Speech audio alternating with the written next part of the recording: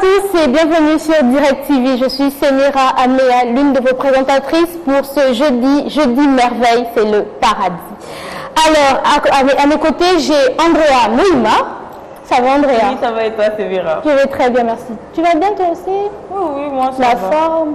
Au rythme du pays, seulement revenir. D'accord, Andrea.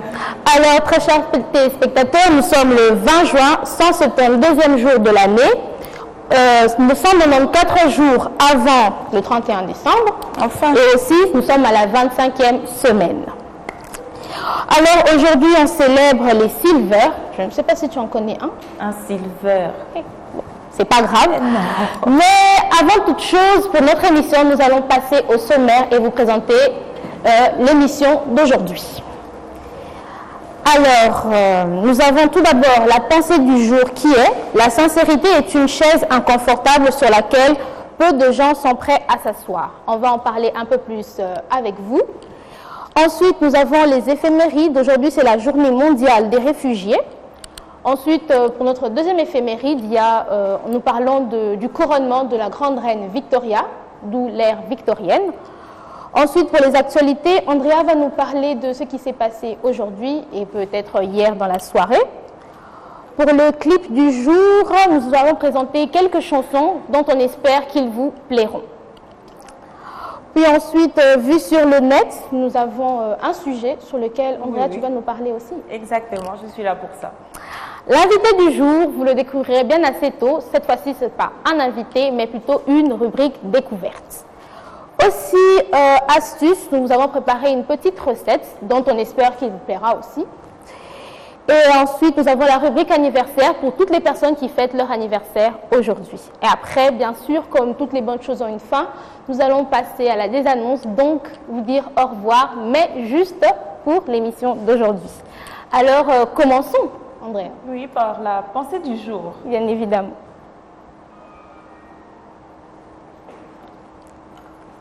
Alors, quelle est donc cette pensée du jour? Alors, la pensée du jour est « La sincérité est une chaise inconfortable sur laquelle peu de gens sont prêts à s'asseoir ». Ça, d'où la chaise un peu sur l'image. Sur la photo. Sur la photo, oui. Donc, ça part du principe que les gens sont assez faux entre eux. Oui, c'est vrai. Ça devient dur de nos jours d'être assez sincère les uns envers les autres. Et ça devient compliqué, donc beaucoup d'hypocrisie entre nous et tout. Toi, Andrea, qu'est-ce que tu en penses? Bon, déjà, en réalité, pour pouvoir être sincère avec une personne, il faut déjà trouver à comprendre son caractère parce qu'il y a très peu de gens qui sont réceptifs à la critique en réalité. La critique. Tu vois, ils vont toujours tout prendre comme une attaque personnelle alors que ce n'est pas forcément le cas, tu vois. Mais tout comme aussi, on a tendance à vouloir plaire aux gens et c'est pour ça que même quand elles font quelque chose qui, en soi, nous dérange un peu, on ne veut rien dire. C'est pour ça que c'est une chaise assez inconfortable. Oui, mais mieux vaut pas plutôt rester soi-même, comme on dit, parce que si les personnes autour de toi n'arrivent pas à t'accepter quand tu es toi-même et préfèrent que quand tu as un masque qui peuvent leur plaire, c'est assez compliqué parce que là, tu n'es pas toi, c'est qu'ils ne t'aiment pas pour ce que tu es. Bon, après, je pense que ça s'applique plutôt au récepteur du message, tu vois. Quand tu es la personne qui émet, tu vas te dire, oui, mais si je viens, que je lui parle comme ça, et tout ça, il va pas aimer. D'où, moi, je pense que tu peux être sincère, mais en utilisant ce qu'on appelle le tact, tu vois. C'est pas tu viens et tout, tu dis directement, non, mais moi, j'aime pas quand tu fais, j'aime pas. Donc, il faut parler de manière diplomatique. Oui, avec un peu de diplomatie. Beaucoup de tact, surtout dans les remarques que vous faites aux uns et aux autres. Parce que ce n'est pas tout le monde qui prend les choses de la même façon.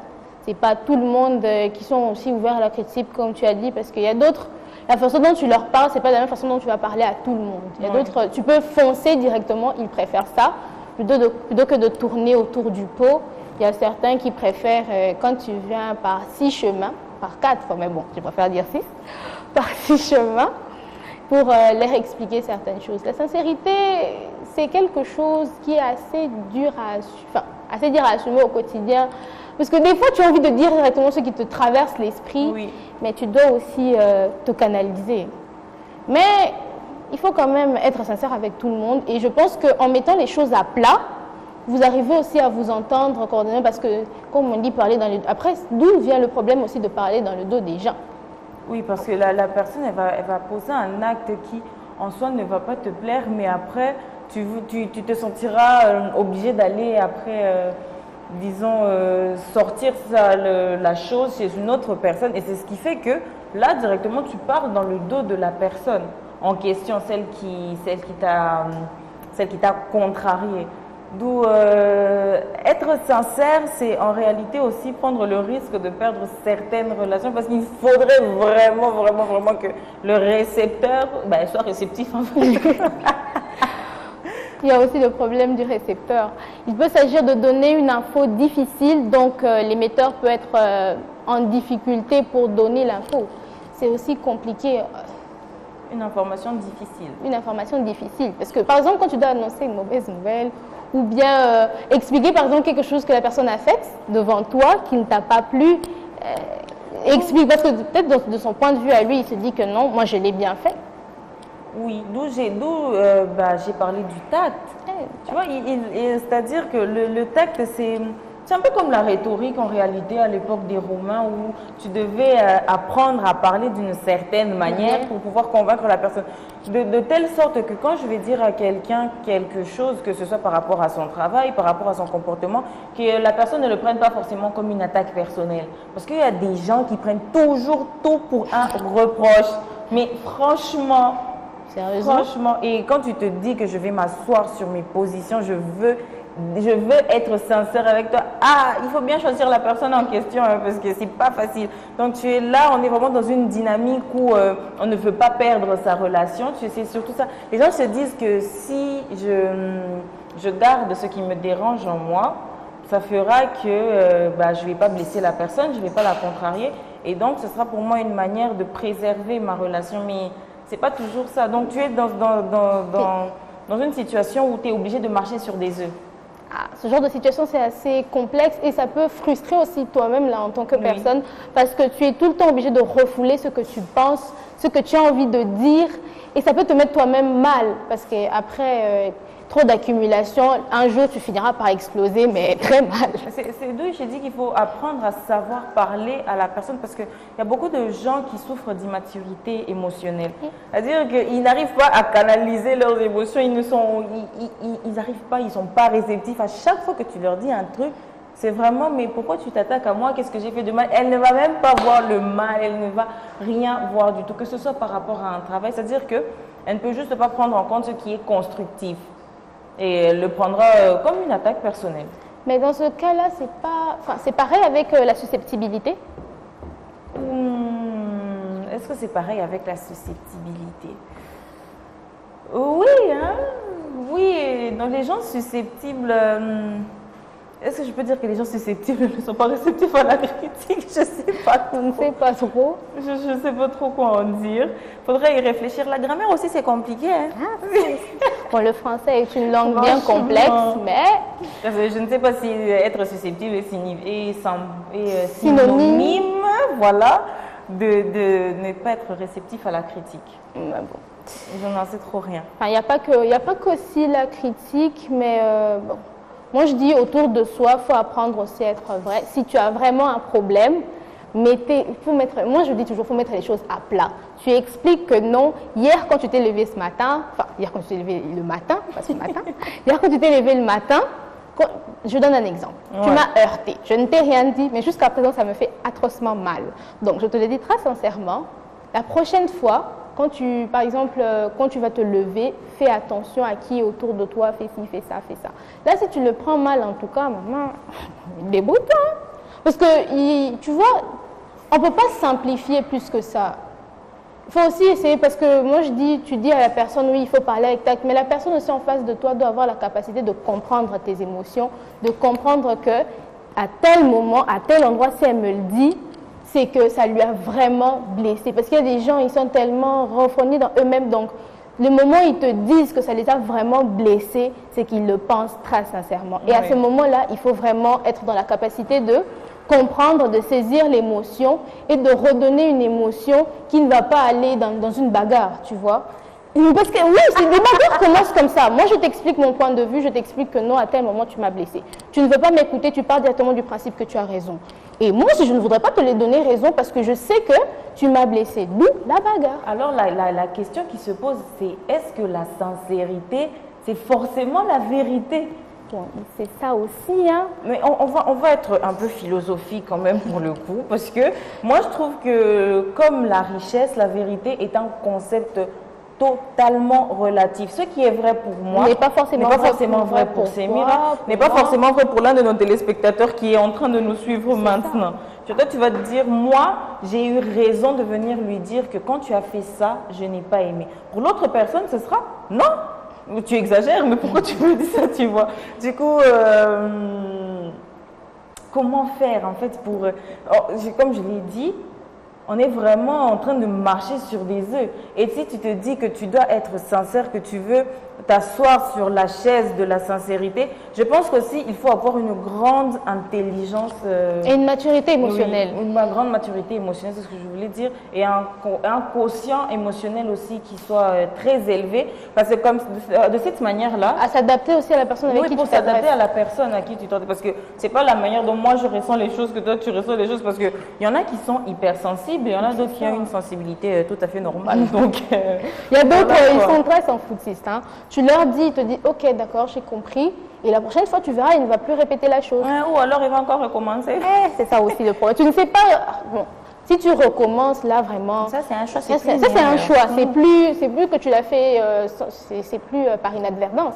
Mais là, c'est vraiment un choix. Et c'est là aussi, Andrea, je dis aussi bagarre.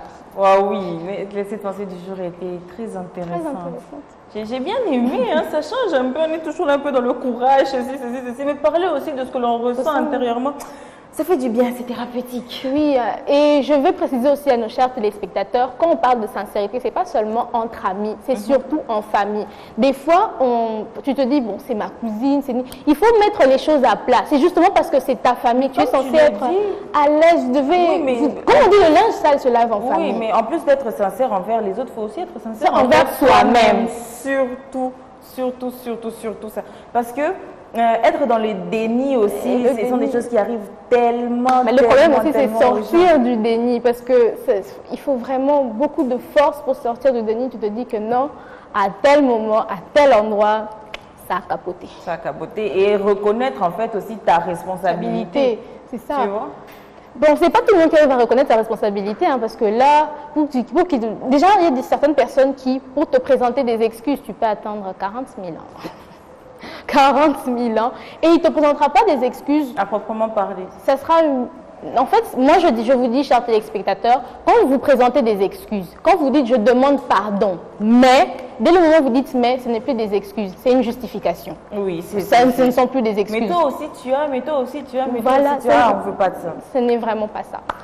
Mais bon, cette rubrique pensée du jour, en tout cas, on espère que cette pensée du jour vous a permis aussi de philosopher un peu entre vous, chez vous, de vous remettre aussi quand même un peu en question et mettez les choses à plat entre vous dans vos relations, soyez sincères, choisissez le moment aussi, c'est pas vous venez en pleine réunion, boum, toi je ne t'aime pas, toi je ne t'aime pas, mais soyez sincères entre vous, dans votre entourage, dans votre famille et soyez vous-même aussi, c'est ça, c'est surtout pensez à être sincère envers vous-même. C'est ça le plus important, tant que le soi n'est pas bon et l'extérieur est mauvais.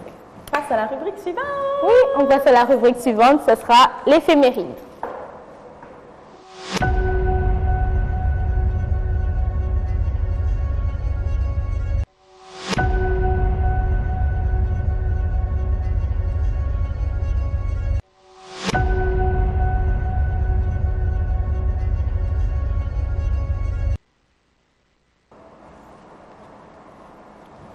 Alors, mesdames et messieurs, pour l'éphéméride, nous avons tout d'abord la journée mondiale des réfugiés. Oui, les réfugiés aussi ont une journée mondiale. Alors, tous les ans, le 20 juin de la journée mondiale des réfugiés est l'occasion de saluer la force et le courage de celles et ceux qui ont été forcés de fuir leur pays d'origine pour échapper au conflit ou à la persécution. On sait qu'il y a des guerres à peu près partout, Andrea. On sait qu'il y a des conflits, des telles restrictions, des régimes dictatoriaux qui peuvent pousser certaines personnes à quitter leur pays. Ce n'est pas de bon gré, mais voilà. Et pour toutes ces personnes qui doivent vivre au quotidien certaines situations, l'ONU a pensé à eux, a organisé une journée pour eux, pour qu'on pense à eux et à solliciter les gens du fait que ce n'est pas forcément de bon gré que certaines personnes viennent de votre pays, c'est pour fuir certains problèmes. Eux aussi méritent la sécurité et de l'attention aussi quand même. Alors, la Journée mondiale du réfugié a été célébrée pour la première fois au niveau mondial le 20 juin 2001 pour commémorer le 50e anniversaire de la Convention de 1951 relative au statut des réfugiés. Elle était initialement connue sous le nom de Journée africaine des réfugiés avant que l'Assemblée générale des Nations unies ne la déclare officiellement Journée internationale en décembre 2000. Alors, tout d'abord, elle était une journée africaine. Oui, pour les réfugiés africains. Pour les réfugiés africains. Mais l'ONU a décidé de le mondialiser, si je puis dire. De mondialiser pour parler de tous les réfugiés, parce qu'il n'y a pas qu'en Afrique, il y a l'Asie, il y a l'Europe, il y a l'Amérique, partout les gens vivent certaines choses. Et cibler que l'Afrique, c'est un peu limiter la chose. Alors, les Nations Unies ont mis en place un organe afin d'aider toutes ces personnes. C'est le Haut Commissariat des Nations Unies pour les réfugiés. Le HCR. Oui, oui. Je pense que ça se trouve à côté de l'école Jewel, ici aussi à Kinshasa. Oui, oui. Oui, oui. Aussi connu sous le nom d'Agence des Nations Unies pour les réfugiés, le terme, il a pour but originel de protéger les réfugiés, de trouver des solutions durables pour les aider à reconstruire leur vie et de veiller à l'application de la Convention de Genève sur les réfugiés de 1951.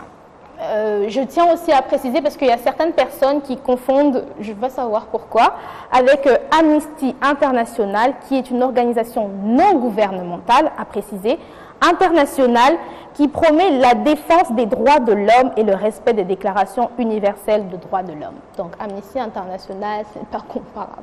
Je ne comprends même pas la confusion. Qu'on peut confondre en fait l'Amnesty International. Il y a des choses que tu peux entendre en route, ça peut t'étonner. Alors, c'est toujours bon à savoir. C'est toujours bon à savoir. Mais le Haut Commissariat pour les réfugiés a tenu à préciser que, bien que l'objectif soit le même de se mettre en sécurité, il existe plusieurs types de personnes déplacées dans le monde. Il y a tout d'abord les réfugiés, à proprement parler. Ce sont fait référence à toutes les personnes craignant avec raison d'être persécutées du fait de sa race, de sa religion, de sa nationalité, de son appartenance à un certain groupe social, de ses opinions politiques, se trouve hors du pays dont elle a la nationalité et qui ne peut ou pas, du fait de sa crainte, ne veut se réclamer de la protection de ce pays. Donc, dans certains pays, quand tu as une opinion politique, une opinion religieuse, si je puis dire aussi, un groupe social proprement dit, dans certains pays, ce n'est pas forcément accepté. Tu peux être persécuté pour ça. Et de ce fait, il y a certaines personnes qui viennent demander refuge dans d'autres pays.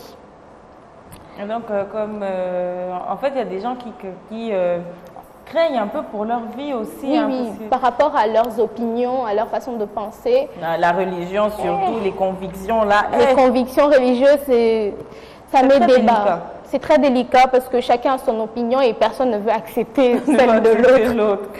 C'est aussi compliqué. On dit aimez-vous les uns les autres, mais dans certains temps, c'est ça aussi. Mais dans certains cas, les gens ont tendance à un peu trop tirer sur les cheveux et ils finissent par se disputer pour des choses bêtes, se discriminer pour certaines choses qui n'ont pas lieu d'être. C'est comme ça, c'est aussi un peu la peur de l'inconnu. On en a parlé aussi. Ah, la peur de l'inconnu. On n'est pas d'accord, on ne marche pas sur le même chemin, on ne prend pas les mêmes sentiers, donc toi et moi, on ne peut pas s'entendre. Force.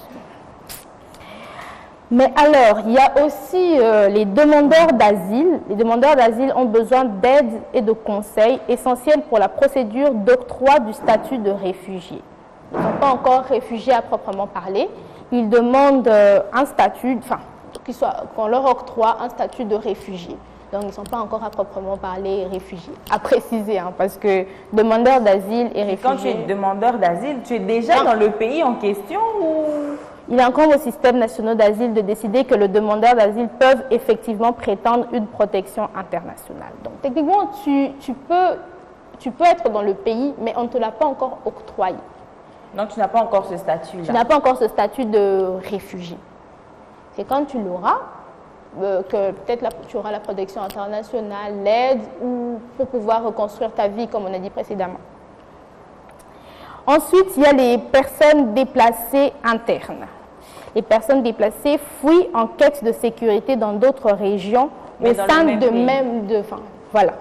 leur même pays où ils ont besoin d'aide. Donc, ce n'est pas que tu vas à l'international, ou bien c'est juste dans le même pays. Par exemple, Andrea, je peux donner l'exemple, tu passes de Goma à, je ne sais pas, au Congo central ou à une autre province pour la sécurité. Donc, les demandeurs d'asile, c'est ce qu'on appelle Kobwa Kangunda. Ouais, J'étais en train de chercher le mot en fait dans ma tête, je viens de le trouver. Merci. Donc, on était aux réfugiés internes. Oui. Enfin, les personnes déplacées internes. Et les personnes déplacées internes. C'est ce qui se passe un peu avec les personnes dans l'est de la RDC. Là, ce sont des déplacés internes parce que techniquement, ils ne quittent pas le pays. Enfin, même pas techniquement, ils ne quittent pas le pays. Ils restent dans la même, dans la même zone géographique, on va dire. Mais ils partent à des endroits qui sont jugés plus sécurisés, où ils se sentent en sécurité du coup. Tout bêtement. Alors, les apatrides, à préciser, des millions d'apatrides sont pris au piège dans un vide juridique avec des droits fondamentaux limités. L'apatride a également un impact terrible sur la vie des personnes. La possession de la nationalité est essentielle pour participer pleinement à la société. C'est une condition préalable à la jouissance de l'ensemble des droits humains. Les apatrides, comme on l'a précisé, non-possession de nationalité. Donc, on ne sait pas encore, enfin, peut-être que tu as quitté ton pays, tu as changé de nationalité, mais le pays où tu vas, tu n'as pas encore la nationalité. Donc, tu es un peu sur une corde sensible où on ne sait pas te situer, ce qui peut être très compliqué. Qu'est-ce que tu en penses, Andrea? Quand tu es apatride. Apatride. Tu es apatride? Je pense que, non, pas du tout, mais je pense que dans la philosophie, dans la littérature, pardon, négro-africaine, il y avait le Sénégalais Senghor qui se disait apatride. Sédar Senghor? Oui, il se disait apatride aussi. Lui, il n'avait pas de pays. Je ne comprends pas trop, mais bon. C'est assez compliqué parce que d'où on dit tu es pris au piège dans un vide juridique. Tu ne sais pas du tout où tu es, tu ne sais pas, c'est pas possible. Parce que tu ne peux pas généralement prétendre au droit du pays où, là où tu es en train de demander. Mais pour en revenir, j'ai pas encore une petite redondance, comme dirait mon professeur de latin. Oh là là, Andrea. Pour revenir sur la catégorie des Kobwa Kangunda, les demandeurs d'asile, en fait. Il y a beaucoup d'Africains, hein, vraiment beaucoup d'Africains qui font ça. Et ils ne sont pas forcément en danger, mais ils demandent quand même d'avoir un asile. Tu viens de soulever un point important du fait que la plupart des Africains pensent que d'office, quand tu pars, c'est mieux. Comme on dit, l'herbe est plus verte ailleurs. L'herbe est plus verte ailleurs. Pas forcément, peut-être qu'ils ont juste mis de la peinture, je ne sais pas. C'est pas forcément l'herbe est plus verte ailleurs. Mais ailleurs. après, on se retrouve dans un continent, mettons dans un pays où les opportunités ne sont pas égales. Le pouvoir d'achat est quasi inexistant. Donc forcément, ils vont se dire, avec ce qu'ils voient sur les réseaux, ce qu'ils voient à la télé, ou même le bouche à oreille qu'ailleurs, c'est beaucoup mieux. Donc, d'une certaine manière aussi, on peut les comprendre et ne pas trop les juger. On les juge, enfin, pas trop les juger, oui, mais à préciser aussi qu'il faut comprendre que c'est pas forcément quand tu y vas, parce que quand aller là-bas, c'est recommencer toute une vie aussi, oui. Parce que tu dois t'installer, te préparer, à moins que tu avais déjà un travail où tu as été peut-être envoyé, où tu avais déjà précisé. Mais dans ce cas-là, est-ce que tu es vraiment demandeur d'asile? Si tu as été muté, si tu n'es pas demandeur d'asile. Non, pas du tout. Mais parce qu'il faut retourner là-bas parce que tu dois te nourrir, te loger, t'habiller quand même parce que tu ne vas pas te balader en sachet.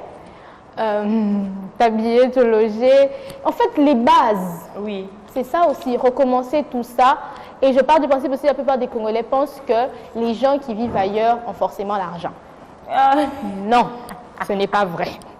Vous ne savez pas par quoi ils passent pour vous envoyer même les 50, les 120, les 10, pour vous envoyer. C'est très dur. Parce qu'il y a des factures qu'ils payent que nous, on ne paye pas. Toi, tu payes le téléphone tous les jours. Non, je ne pense pas. On ne paye pas. On ne facture même pas le téléphone. Ça aussi. L'eau, l'électricité, bon, à Kinshasa, c'est aussi tantôt plus tôt. On le paye, mais dans certaines régions, déjà, tu n'as pas l'électricité. Je pense quand même que le processus de demande d'asile est assez compliqué parce qu'en Afrique du Sud, par exemple, les demandeurs d'asile peuvent garder ce statut pendant une dizaine d'années. Wow, dizaine d'années. Eh bien...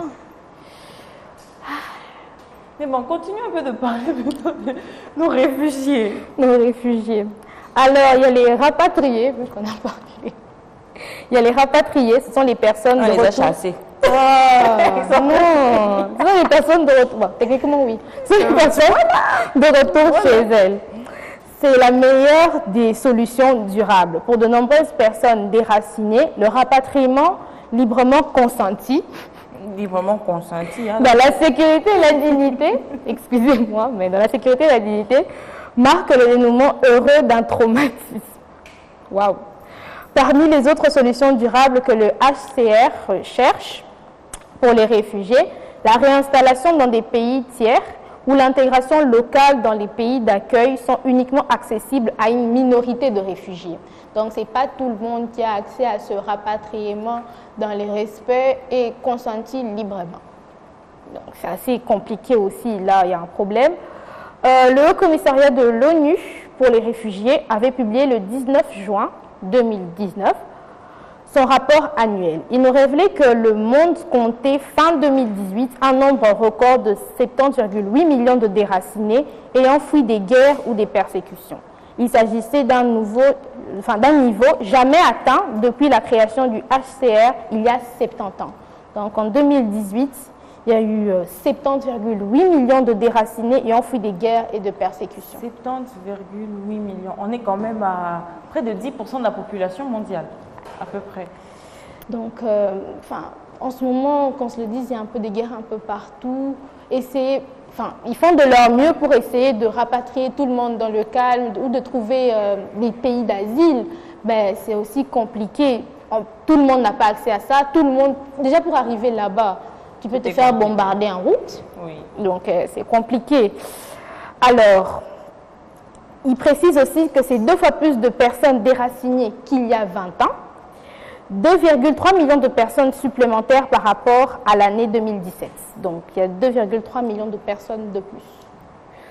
Le mode de calcul de l'ONU permet de catégoriser le nombre total de déracinés dans le monde de la façon suivante. Les réfugiés sont à 25,9 millions, les déplacés internes 41,3 millions et les demandeurs d'asile 3,5 millions de personnes. C'est déjà beaucoup. Parce que là, on parle en termes de millions et millions de personnes. C'est assez compliqué. Concernant la RDC accueille plus de 520 000 réfugiés des pays voisins. Donc, nous sommes un gros pays d'asile. On est généreux, on accueille tout le monde. Voilà. Il faudrait quand même mettre l'accent sur les conditions de migration, je vais dire ça comme ça, parce qu'il y en a quand même qui, pour changer de pays, ils traversent la Méditerranée.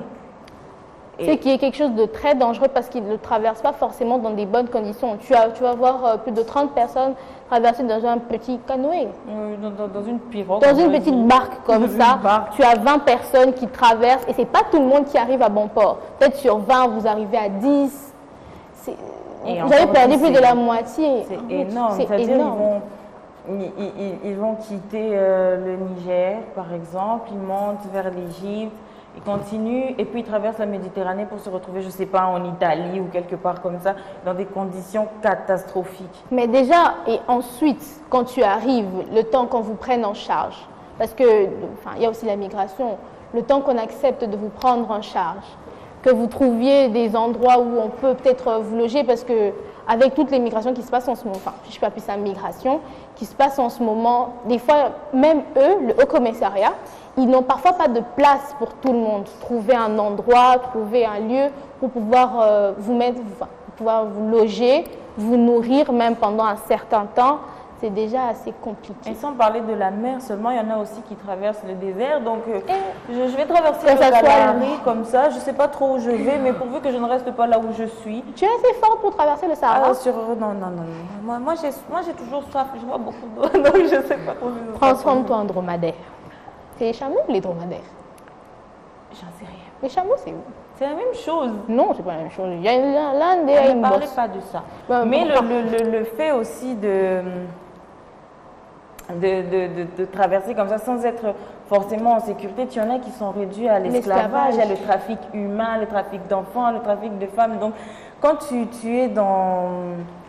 quand on est dans ce, comment dire, dans ce système-là, on se retrouve vraiment avec une dépravation, c'est-à-dire il n'y a aucun contrôle, c'est tout un trafic en réalité.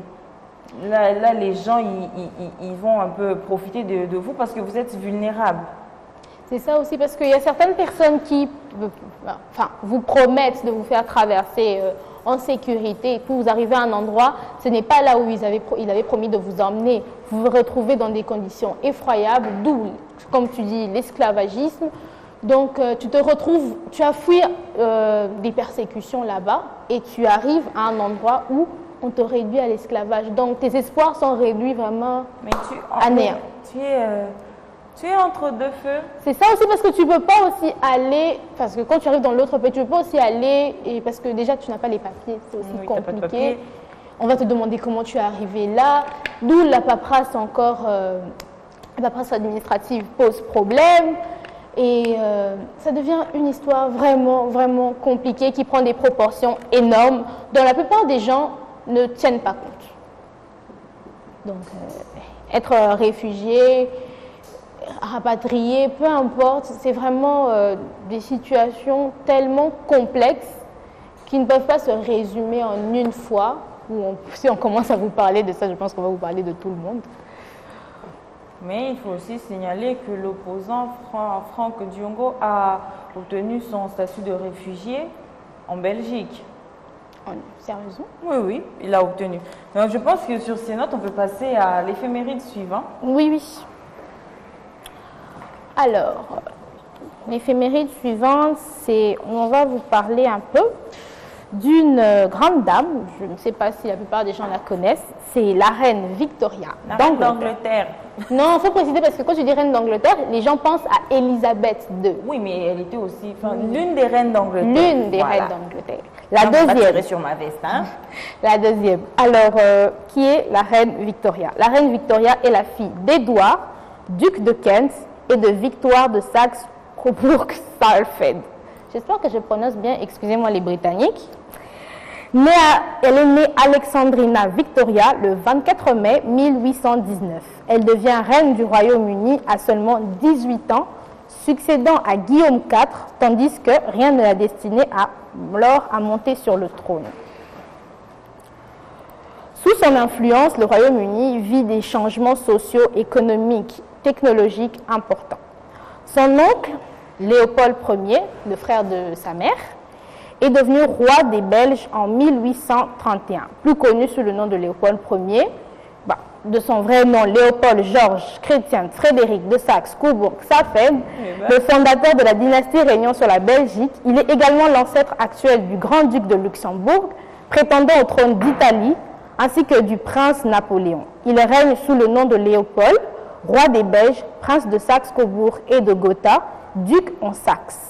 Ainsi, il est le père de Léopold Louis-Philippe Marie-Victoire de Saxe-Cobourg-Gotha, sous le nom de Léopold II, le fondateur de l'État indépendant du Congo. Donc, d'une certaine manière, ils sont assez liés parce que la reine Victoria, son oncle du côté de sa mère, c'est le roi Léopold Ier, qui est le père de Léopold II, qui est le fondateur de l'État indépendant du Congo. C'est son cousin techniquement, hein? C'est son cousin? Oui, c'est son cousin. C'est son cousin. Donc, comme on dit, le monde est assez petit. Oui, assez petit. Je ne pensais pas qu'ils avaient Un lien de Donc, franchement, voilà. Mais bon, on en apprend tous les jours. tous les jours. Quand j'ai découvert ça, j'ai crié, littéralement. Parce qu'en fait, je voulais vérifier si c'était vraiment le vrai Léopold. Parce que j'ai vu Léopold, l'arbre généalogique. Alors, parlons de son enfance. Le père de Victoria était le prince Édouard Auguste de Kent. Et le quatrième fils du roi Georges III. Jusqu'en 1817, la nièce d'Édouard, la princesse Charlotte Auguste de Galles, elle était la seule petite fille légitime de Georges III. Sa mort en 1817 entraîne une crise de succession royale, la mort du roi Georges. Oui, j'imagine. De succession du Royaume-Uni, et le duc de Kent et ses frères célibataires furent invités à se marier et avoir des enfants. En 1818, le duc épousa la princesse Victoria de Saxe, qui est la mère de la reine Victoria, une princesse allemande dont le frère Léopold était le veuf de la princesse Charlotte Augusta. Aussi, ensemble, ils eurent qu'une seule enfant, qui est Victoria. Notre chère Victoria. Alors, plus tard, elle décrit son enfance comme plutôt triste. Sa mère était extrêmement protectrice et Victoria fut en grande partie élevée à l'écart des autres enfants sous l'édit de système de Kingston. À peu près, c'est un système c'est un ensemble de règles strictes élaborées par la duchesse de Kent et son assistant Sir John Conroy. Pour son mariage, elle s'est mariée avec Albert de Saxe-Cobourg, dont elle a été subjuguée par la beauté fascinante, qu'elle le dit elle-même, et elle précise. Ensemble, ils ont eu 9 enfants. Ah. Oui, c'est quand même assez. Donc, de plus, dont on l'appelle la grand-mère du Royaume-Uni, où elle a eu plus de 42 petits-enfants, 87 arrière-petits-enfants, 142 arrière-arrière-petits-enfants, 302 arrière-arrière-arrière-petits-enfants, au moins 445 arrière-arrière-arrière-arrière-arrière-petits-enfants. Alors, pour finir, on va vous parler un peu de son règne en vite fait, pour expliquer un peu ce qu'elle a fait. Son règne en 1837, le 20 juin, la jeune Victoria se fait réveiller à l'aurore par la visite de l'archevêque Canterbury et Lord Cunningham. Ces derniers viennent lui annoncer que le roi Guillaume IV est décédé. Par conséquent, Victoria est la nouvelle reine. Novice en politique, elle s'appuie sur le premier ministre en place, Lord Melbourne, qui la forme au métier de reine. Le règne de Victoria constitue un moment crucial dans l'histoire de la royauté britannique. En l'absence d'une constitution écrite, les attributions du monarque constituel sont précisées dans la pratique. Dans son essai The English Constitution, paru en 1867, le journaliste Walter Bagehot définit le rôle du souverain qui ne gouverne pas, mais qui est consulté, encourage et averti. C'est à peu près ça. Donc à l'époque, ils n'ont pas vraiment une constitution physique comme nous, on a une constitution d'à peu près beaucoup de pages. Mais voilà. En conclusion, son règne a été le plus long de l'histoire du Royaume-Uni jusqu'à ce que Élisabeth II établisse un nouveau record le 15 septembre 2015 et a été terni par la guerre de Bosnie menée en Afrique du Sud entre 1899 et 1902. Voilà à peu près qui est Victoria, reine du Royaume-Uni et de Grande-Bretagne. Donc si on en a parlé, c'est parce qu'elle a été couronnée le 20 juin. Techniquement non, parce que son couronnement officiel a été fait le 28 juin.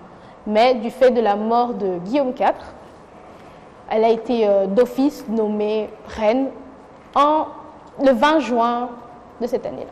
Ah, d'accord. Voilà à peu près. Ouais, voilà à peu près pour l'éphéméride d'aujourd'hui. On espère que vous en avez appris un peu plus. On passe à la rubrique suivante. Oui, la rubrique suivante qui est l'actualité.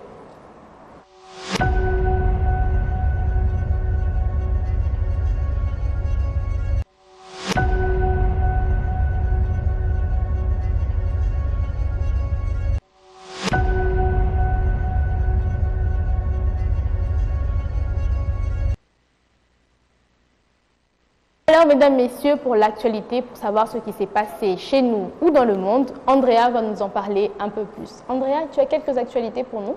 Alors oui, Semira, chers téléspectateurs, j'ai deux actualités qui nous concernent, nous. Alors, dans le Haut-Katanga, il y a eu une tribune d'expression populaire à la Rouachi. La Rouachi est une commune de la ville de Lubumbashi. Les populations locales appellent à la réduction du train de vie des institutions à tous les niveaux. Alors, c'est le mouvement citoyen Filimbi qui a organisé ce mercredi 19 juin 2024, une tribune d'expression populaire. Une soixantaine de participants étaient présents, dont des femmes, des enfants et des vieux, et ont été conviés à des discussions autour de l'opportunité de la réduction du train de vie des institutions en République démocratique du Congo. Alors, dans cette foulée, il y a Abigail Mapendo qui est parmi les facilitateurs qui a appelé, comme tous les autres intervenants, tant dans le panel que dans le chef des participants, l'État congolais a équilibré ses dépenses en priorisant les besoins de la population. Les participants à cette tribune d'expression populaire, habitant généralement la commune de la Rouachi, une contrée minière, sont en même temps étonnés de ne pas voir l'impact visible de la redevance minière versée à la commune et s'engagent à fixer des comptes à ses dirigeants. Alors, elle a déclaré une grande partie du budget devait être allouée à l'éducation et d'autres secteurs qui n'avancent pas, dont la santé. L'État doit équilibrer ses dépenses au niveau de ses institutions dont le train de vie est créé la classe moyenne en RDC. Cette actualité nous vient de actualité.cd, en fait, qui est une bonne source d'actualité. Et d'une certaine manière, ils ont quand même raison d'en parler. Alors, nous passons à l'actualité suivante, qui d'ailleurs vient totalement compléter, ou disons vient, c'est le terme qui vient appuyer. Non, qui vient contredire, voilà, c'était le terme que je cherchais, qui vient contredire exactement ce qui s'est passé dans le Haut-Katanga. Alors, je pense que beaucoup de personnes ont déjà entendu parler d'Eli Sesanga, qui est le fondateur qui est le dirigeant du parti politique L'Envol. Alors, pour lui, partant du principe de l'annualité du budget, les députés nationaux sont soumis au régime du budget de l'État 2024. Donc, ils ont une rémunération fixée à 33 000 $. Alors, le parti politique Envol a suivi avec une attention soutenue le discours de clôture de la session ordinaire de mars 2024 du président de l'Assemblée nationale, Vital Kamerhe. Dans ce discours, Kamerhe a affirmé que la rémunération des députés passait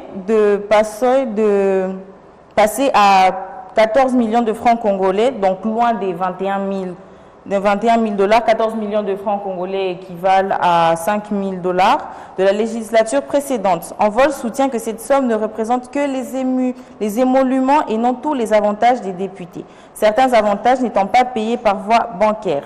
Envol déplore aussi le manque de transparence concernant la rémunération des élus et rappelle que, selon la loi numéro 11/011 du 13 juillet 2011 relative aux finances publiques, le budget de l'État est annuel, courant du 1er janvier au 31 décembre. Le budget de 2024, adopté le 23 octobre 2023 et promulgué le 10 décembre, fixe la rémunération des députés à 33 000 $. Ainsi, les députés de la législature 2024-2028, dès la validation de leur mandat, sont soumis à ce régime budgétaire. Envol insiste aussi sur le fait que seule une loi des finances rectificative dûment ratifiée peut modifier les dispositions du budget en cours. À ce jour, aucune loi rectificative n'a été initiée pour modifier la rémunération des budgets pour 2024. Le parti invite donc l'Assemblée nationale à faire preuve de transparence, non seulement pour la rémunération des députés, mais aussi pour tout le personnel politique exerçant des fonctions au sein des institutions. Envol encourage le président de l'Assemblée nationale a crédibilisé ses déclarations en obtenant la suppression légale des rubriques budgétaires allouant des avantages invisibles aux élus et à rendre publiques les rémunérations réelles des mandataires publics tout en les soumettant aux impôts prévus par la loi fiscale. D'où une polémique sur les rémunérations des députés s'intensifie dans l'environnement sociopolitique des Congolais. Donc voilà, donc c'est une autre actualité qui nous vient actualité.cd et je pense que d'une certaine manière, Deli Sanga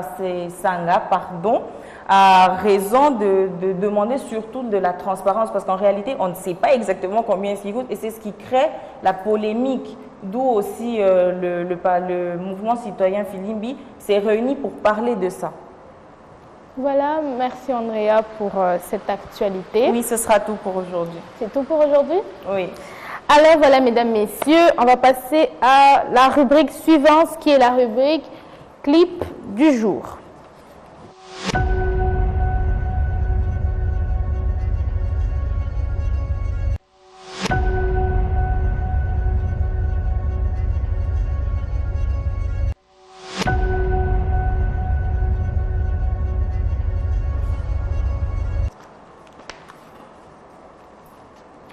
Alors, mesdames, messieurs, comme toujours, après toutes ces informations que Andrea vient de nous donner et toutes ces nouvelles informations que vous avez eues pour les éphémérides, on va passer au clip du jour pour nous détendre un peu, prendre du recul et s'ambiancer, comme on dit. Oui, alors c'est moi qui vais vous présenter cette rubrique et chers téléspectateurs, aujourd'hui nous avons décidé de changer un peu de style. Nous avons fait de la pop, nous avons fait du R&B et de la soul et maintenant nous allons passer à du rock.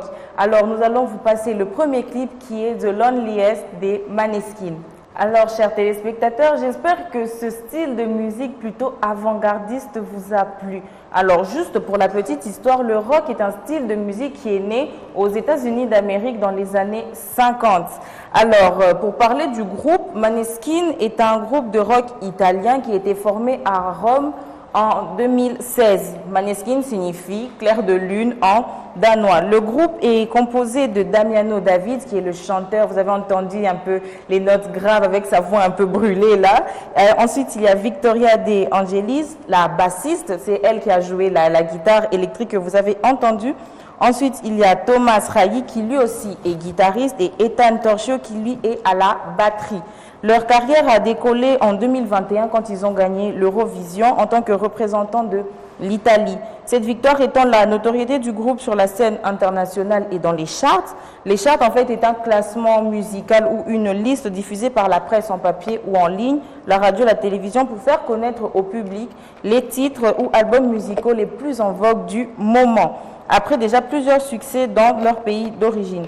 Ils se sont rencontrés pour la petite histoire en 2015 au lycée et ils ont formé leur groupe sous l'influence de Victoria. Ils ont cherché à se produire dans des lieux publics, mais à défaut, ils se sont contentés de la rue où ils testent leurs compétences scéniques. C'est comme ça qu'ils signent avec le label Sony Music RCA. Leur chanson The Loneliest est dans l'album Rush. Alors, The Loneliest signifie la plus solitaire ou le plus solitaire. Et moi, j'aimerais bien qu'on parle un peu du refrain qui dit « You'll be the saddest part of me, a part of me that will never be mine. It's obvious, tonight is gonna be the loneliest. You're still the oxygen I breathe. I see your face when I close my eyes. It's torturous, tonight is gonna be the loneliest. » Alors, pour faire une petite traduction, ça signifie que tu seras la part la plus triste de moi, une part qui ne sera jamais à moi. C'est évident, cette nuit sera la plus solitaire. Et tu restes l'oxygène que je respire, je vois ton visage quand je ferme les yeux, c'est une torture. Ce soir sera la nuit la plus solitaire. Alors, la forme du texte, ce sont des strophes et des vers avec quelques rimes qui ne sont pas forcément riches. Mais dans le refrain, il y a les mots obvious et torturous. Et le texte est en anglais simple, on a une présence d'un langage assez familier. On n'a pas des mots trop compliqués. Attends, Andrea. Désolée, excuse-moi de te couper. Oups. Tu m'as déjà coupé, mais bon, je t'excuse. Merci. Enfin, juste te demander, qu'est-ce qui t'a poussé à choisir cette chanson-ci précisément? Parce qu'on se demande, c'est pas forcément le style qu'on a l'habitude d'entendre, comme tu l'as dit au début, mais pourquoi précisément cette chanson-ci? Alors, c'est parce que pour moi, The Loneliest a une forte charge émotionnelle. C'est un croisement entre une lettre d'amour, un adieu et un testament. Parce que les gens ont regardé le clip, on voit la personne qui tombe du ciel et qui finit par être enterrée. C'est une lettre d'amour, ça s'adresse à quelqu'un qu'il aime Et aussi, l'auteur, le chanteur s'adresse aussi à des gens, il donne ses dernières volontés d'une certaine manière, parce qu'il dit qu'il y a, dans le deuxième couplet, il dit qu'il y a quelques lignes qu'il a écrites en cas de mort. C'est ce qu'il voudrait qu'on fasse pour lui. Et j'ai beaucoup aimé parce que la chanson est tellement, elle est très chargée en émotions. Ils ont su redonner de l'émotion, ils ont su communiquer cette émotion. Et moi, pour moi, ça me donne une sensation incroyable. Je sais que pour la plupart des personnes, le rock, c'est juste du bruit, mais au contraire, parce qu'on a beaucoup d'accords, beaucoup d'instruments qui sont très intéressants et qui donnent une forte connotation. Donc, c'est bien. Du coup, ce que vous diriez, ils disent, ce que vous aimeriez dire aux gens quand quelque chose de bien se termine. Ce sont des paroles importantes, elles expriment un message d'amour. Et je vais vous dire quand même, ce gars-là, apparemment, il connaît bien la grammaire parce que il y a aussi des figures de style. Dans la phrase « You'll be the saddest part of me, a part of me that will never be mine ». Donc, on a ici le même terme au début et à la fin. C'est une anaphore. Donc, c'est vrai que c'est un style de musique qui est plutôt associé au satanisme. Oui, parfois associé au satanisme, mais après, tu as quand même des gens qui sont toujours habillés en noir, qui ont beaucoup de piercing, qui ont du vernis noir. Du maquillage aussi, oui, un style assez... Et qui ont un style assez... C'est comme on le dit en anglais, dark. Oui, c'est très dark. C'est sombre en fait. Et c'est ce qui fait que c'est ce qui pousse un peu les personnes à la réticence par rapport à ce style de musique. Mais pourtant, j'ai essayé un peu de vous mettre cette chanson qui, en plus d'être très bien faite, est très émotionnelle. Donc voilà pourquoi je vous conseillerais vraiment d'ouvrir un peu les horizons côté musique. Alors je pense que on peut passer au deuxième clip qui est Beautiful Things de Benson Boone. Une fois, chers téléspectateurs, j'espère vraiment que cette chanson vous a plu et je suis sûre que dans une certaine tranche d'âge, beaucoup connaissent cette chanson parce qu'il y a eu une trend TikTok dessus. Il y a beaucoup qui utilisent cette chanson. Alors, nous allons un peu parler de Benson Boone qui, de son vrai nom, Benson James Boone, est un auteur, compositeur, interprète américain. Il est né à Monroe, dans l'État du Washington, aux États-Unis en 2002. Il a commencé, oui, en 2002, à peine. Donc, il va avoir 22 ans. Seulement, on dirait. Alors, il a commencé en partageant sa musique sur les réseaux sociaux TikTok en 2021 et il a participé à l'émission American Idol. Il s'est retiré de l'émission, mais il a continué à gagner en notoriété sur TikTok, totalisant 1,7 million d'abonnés. Il est reconnu par Dan Reynolds, qui est le chanteur du groupe Imagine Dragon, qu'il a intégré à son label discographique Night Street. Le premier titre de Benson Boone, Ghost Town, est sorti en octobre 2021 et a été classé dans les classements musicaux de 13 pays, suivi par son deuxième single Room for Two en février 2022. Son titre Beautiful Things, sorti en 2024, occupe la première place au classement de la musique pop US. On retourne encore sur de la pop, mais bon, je pense que c'est un style de musique très connu et très popularisé. Oui, beaucoup de personnes aiment beaucoup. Donc, alors, pour parler de sa chanson, encore une fois, on a un texte qui est dans un anglais familier avec des paroles simples, mais qui sont plutôt profondes. Alors, Beautiful Things sert de rappel à être reconnaissant pour ce que nous avons, tout en reconnaissant nos peurs et nos insécurités. C'est une chanson magnifique qui rend vulnérable et qui, pour moi, touche le cœur. Alors, l'auteur offre une expérience qui invite à la réflexion, à la gratitude et finalement à une appréciation plus profonde de la beauté éphémère des choses. Oui, la beauté éphémère des choses. Alors, pourquoi est-ce qu'il a écrit cette chanson? Il a confié qu'il s'est inspiré d'une de ses relations où, pour la première fois de sa vie, il sentait qu'il n'avait le contrôle sur rien du tout. Il était heureux, mais il vivait dans la peur constante de perdre ce qu'il avait. Du coup, d'où il dit I want you, I need you, oh God. Donc, je te veux, j'ai besoin de toi, oh Dieu. Don't take, ne prends pas this beautiful thing that I've got. Ces belles choses que j'ai. Donc, c'est à peu près tout ce que on peut dire sur cette chanson qui est vraiment magnifique Et on proposerait aussi aux personnes de parler anglais, d'apprendre, parce que c'est quand même la deuxième langue, c'est une langue professionnelle et c'est très important. Parce que si moi j'avais aucune connaissance, je ne sais pas si j'aurais réussi à en parler de cette manière. Pourrais-tu nous donner quelques cours un de ces jours? Peut-être on peut en faire dans une rubrique astuces. Oui, mais bon, en tout cas... ça sera long. ce sera un peu long. Parce que ça deviendra peut-être une certaine Alors, habitude. Semira, est-ce que cette chanson t'a plu? Parce que j'en ai pas trop eu l'impression, hein. Je dis ça, je dis rien. Enfin, si, ça m'a plu parce que c'est une chanson que je connaissais déjà. Ça m'a beaucoup plu et c'est... Enfin, moi, je l'ai plus connue avec une de ses chansons, In the Stars. L'une de ses premières chansons. Voilà, l'une de ses premières chansons. Si je me souviens bien du titre, c'était In the Stars. Mais même celle-ci, elle m'a beaucoup plu, Andrea. Je suis quand même étonnée de ton choix, mais c'est un choix quand même passionnant et intéressant. Oui, il aborde beaucoup de thèmes dont, je l'ai dit, la beauté éphémère de la vie, parce que tu peux avoir quelque chose que tu aimes, mais avoir peur de la chose en question. Alors, je sais qu'on a commencé avec du rock, c'était, disons, plutôt une mini-rubrique découverte. Là, on se retrouve dans de la pop. C'est de la pop, cher public, et nous espérons encore une fois que cette chanson vous a plu et qu'avec nous, vous vous êtes bien ambiancé sur ce son, comme on dirait, dans la street. Alors, passons à la rubrique suivante, Semira. Pas dans la street, toi. Alors, la rubrique suivante qui est « Vue sur le net ».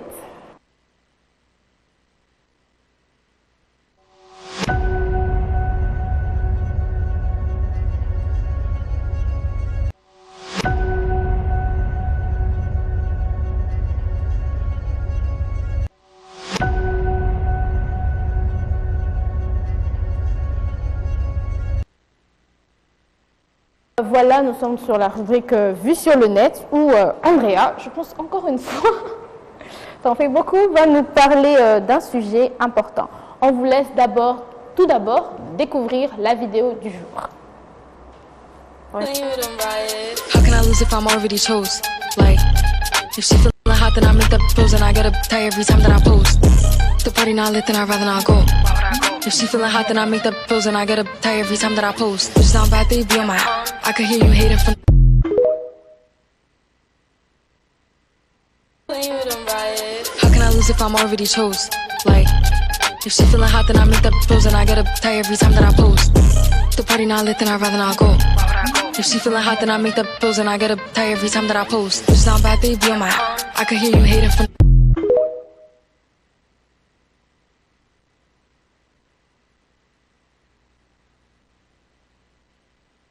Messieurs, on ne veut pas, enfin, pour ceux qui ont vu la vidéo, ils se demandent, elles vont nous parler maquillage, elles vont nous parler de quoi? Aujourd'hui, Andrea et moi-même et DirecTV, nous vous proposons un sujet important qui est, Andrea, le vitiligo. Alors, pour ceux qui nous ont suivis la dernière fois et pour ceux qui viennent d'arriver, le 13 juin a été la journée internationale de sensibilisation à l'albinisme. Alors, c'est une autre maladie, le vitiligo, qui est parfois assimilée à de l'albinisme, mais il n'en est rien. Parce que, contrairement à l'albinisme qui est héréditaire, le vitiligo est une maladie auto-immune. Auto-immune signifie qu'elle est liée à un dysfonctionnement du système immunitaire au cours de laquelle des taches blanches, parfois des poils blancs, apparaissent sur la peau. Ces pigmentations peuvent survenir à n'importe quel moment de la vie, peu importe l'âge ou la couleur de peau. En fait, les mélanocytes, qui sont les cellules de l'épiderme qui synthétisent les principaux pigments de la peau, la mélanine, disparaissent progressivement. Alors, pendant très longtemps, le vitiligo a été considéré comme une maladie psychosomatique. Les maladies psychosomatiques, en fait, sont reliées à des traumatismes, c'est psychologique. C'est-à-dire que quand quelque chose m'arrive, mon corps réagit. C'est un peu comme, par exemple, pour ne pas choquer qui que ce soit, quand j'ai extrêmement peur, je fais pipi sur moi. Voilà, c'est ce genre de choses. Ou quand je suis vraiment heureuse et tout, je pleure. C'est ce qu'on appelle une réaction psychosomatique. Alors, excuse-moi, ça équivaut aussi à ceux qui pleurent de colère? Oui.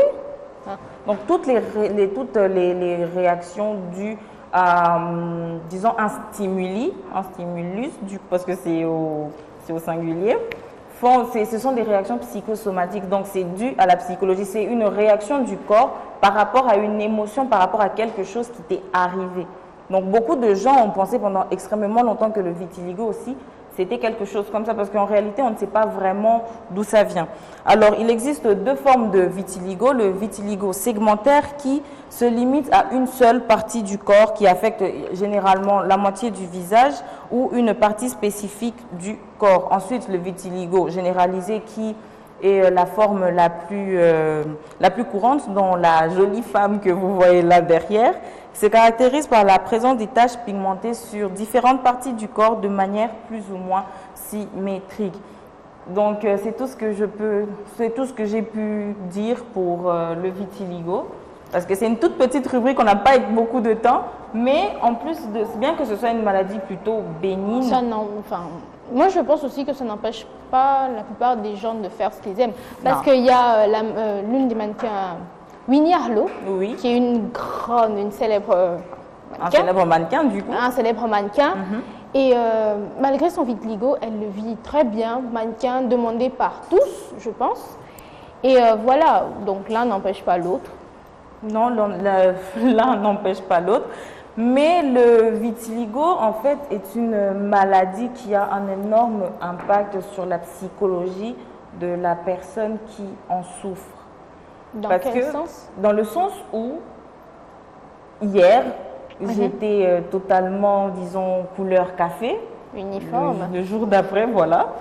Le jour d'après, je me retrouve avec certaines taches. Et c'est, on va dire que pour beaucoup de personnes, ce n'est pas très esthétique. Et c'est ce qui joue beaucoup sur leur psychologie. Ils ont honte. Parce que, encore une fois, je ne ressemble pas à l'autre personne. C'est ça aussi. Comme tu dis, toujours la peur de l'inconnu. Oui. Qui ramène à beaucoup de problèmes. Mais le vitiligo, pour les causes, il y a le stress qui est dû à, qui peut être hormonal, parfois une grossesse. Donc c'est juste, c'est le dysfonctionnement. C'est un dysfonctionnement du système immunitaire, comme je l'ai dit. Pour ça, on utilise le terme auto-immune. Mais Andrea dit, nous, ça n'arrive qu'aux personnes de couleur café ou dark, comme on dit en anglais, dark skin, ou bien ça peut arriver à n'importe qui? À n'importe qui, je l'ai dit, peu importe la couleur de peau. Mais bon, après, plus tu as la peau claire, au moins il y a des chances que ça t'arrive. Ça peut arriver, mais tu auras des poils qui maintenant, eux, seront décolorés parce qu'il ne s'agit pas seulement des taches, parce que le vitiligo touche les pigments. Déjà, on voit que la dame derrière nous, elle assume parfaitement son état.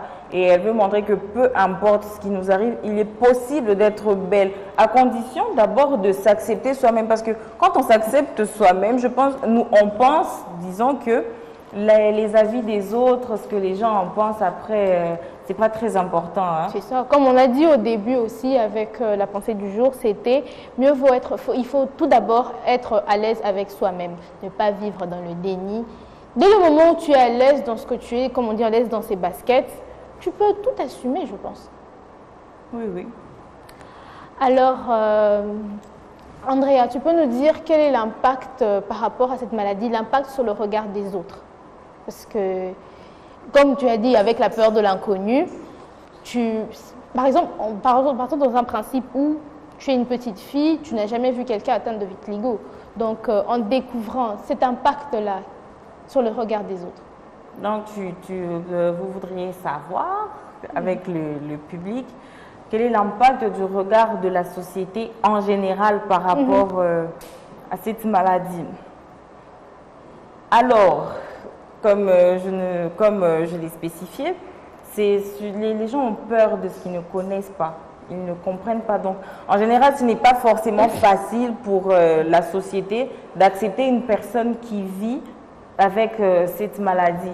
Mais elle ne peut pas forcément y faire grand-chose. Mais après, il y a des traitements qui existent dans des crèmes et des traitements au laser pour essayer de repigmenter la peau. Mais en soi, c'est quelque chose avec lequel les gens sont obligés de vivre. Et bien que ce soit des cas rares, ça existe. Et juste par rapport à ça, je dirais que l'impact du regard de la société est plutôt négatif. Parce que les gens vont plus se demander, la personne qui en souffre se demandera plus comment est-ce que les gens me voient? Je ressemble à un monstre. Pourquoi est-ce que la couleur de ma peau n'est pas uniforme? Et donc, ça va créer un déficit, disons, psychologique, disons, une espèce de traumatisme. Et c'est plutôt négatif. Mais il est intéressant de voir qu'il y a des personnes qui s'acceptent, comme cette femme qui est en train de passer juste derrière moi, qui s'assume et qui se rend encore plus belle. Alors, la première des choses est vraiment de s'accepter. Je pense aussi, nous pensons que il y a des gens qui sont atteints de cette maladie. Encore. C'est la deuxième fois. Pardon. Mais c'est juste qu'il y a plein de questions. Je me dis qu'il y a certaines personnes qui, s'ils avaient la possibilité, te poseraient la question. Est-ce qu'en dehors du côté psychosomatique, il y a d'autres raisons stimulant cette pathologie?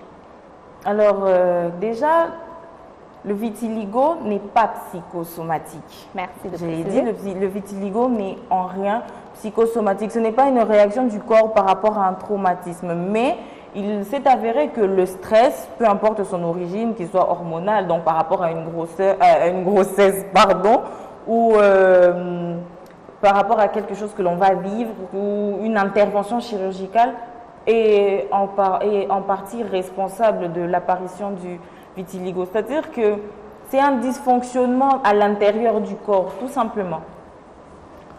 Merci Andrea, en tout cas, de nous avoir informé un peu plus à ce sujet. Alors, c'est la fin de cette rubrique vue sur le net. Nous passons à la rubrique suivante, qui est la rubrique invité.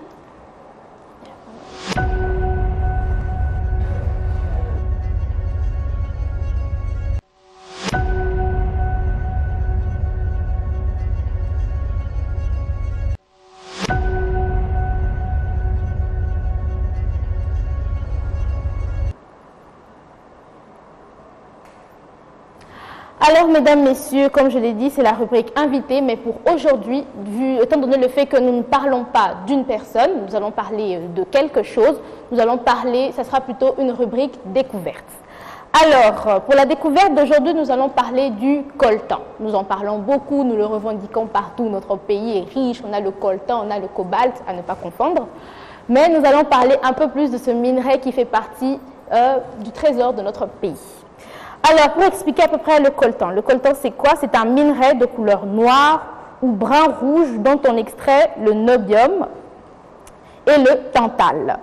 Alors, en proportion variable. La colombite a été découverte, c'est l'un des autres noms, colombite tantalite, a été découverte en Nouvelle-Angleterre, à l'époque, qui maintenant s'appelle États-Unis.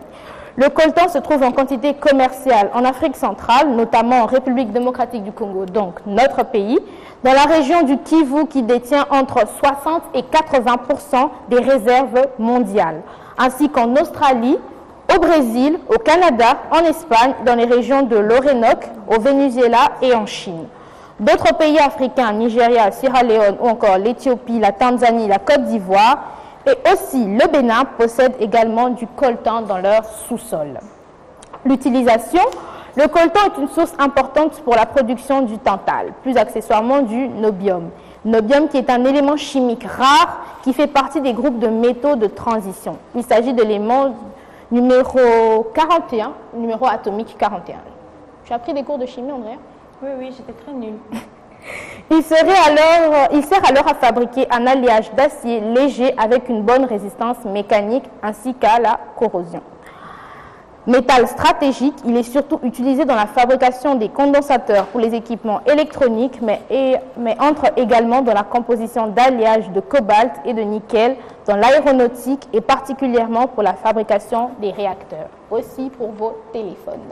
Donc Andrea, tu sais d'où ça vient. Son importance. Alors, à préciser aussi qu'il faut signaler que le coltan est l'ensemble du colombo-tantalite. Alors, on va vous parler un peu de son importance. Importance dans des besoins dans les industries de pointe. Le secteur de l'électronique utilise 60% à 80% de la production de tantal pour la fabrication des composants électriques. En particulier, il entre dans la composition des condensateurs et des filtres à ondes de surface, utilisés dans les téléphones mobiles, comme je l'ai dit précédemment, ou les ordinateurs. En 2000, une pénurie mondiale et une hausse des prix du Tantal auraient empêché la fabrication de PlayStation 2.